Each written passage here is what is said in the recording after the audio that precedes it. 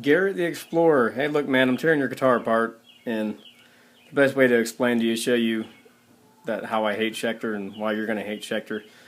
I mean, I got your bridge off. You can see you got your two bridge posts right here, and you got a plate. I've already took the two screws out, and I noticed when I went to tighten those screws as I was checking stuff, just going over your guitar, that they were already stripped. I couldn't even tighten them anymore.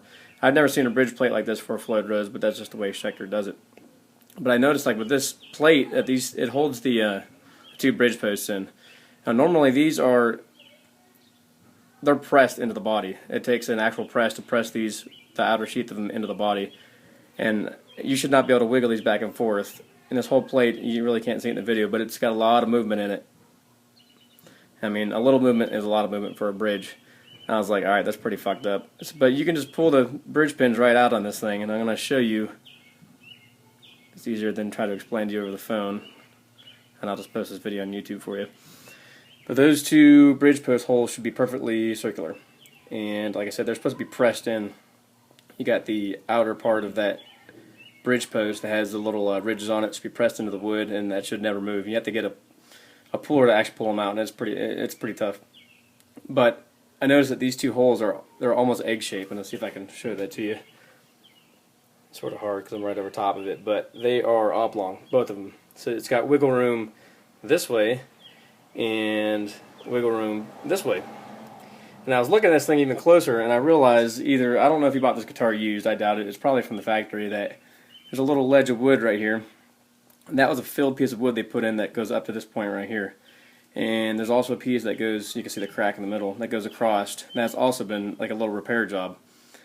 And it's a straight shitty ass craftsmanship. This stuff right here is a little neoprene padding for the bridge. But I also noticed on the back here it goes down, there's a small crack because this back ledge is very thin. That's a high stress point for the tremolo. And the routing for a Floyd Rose is pretty standard. There's nothing abnormal about it, but this is very weak as it's shitty wood. What I can do with yours is I got good wood glue, it's a Gorilla Glue, and I'll fill that up with some wood dust and Gorilla Glue mix. And I'll put your bridge pins and plate back in there, and I'll also fill these two screws in with the Gorilla Glue and wood. And I'll let it sit there for a day and make sure it hardens up completely, because that glue is retarded strong. But with that much wiggle room, I'm never ever going to get complete stability. Well, you'll never get complete stability with your tremolo. Alright, I had set the guitar up generically with your old strings on it just to see how good I can get it set up. It was pretty good. But I noticed it was still going out of tune a little bit, and that's probably the root cause of it, and the strings are a little old too. But I'm gonna repair this, and I mean nobody's gonna do it better than I am, anyways. I'm just telling you honestly.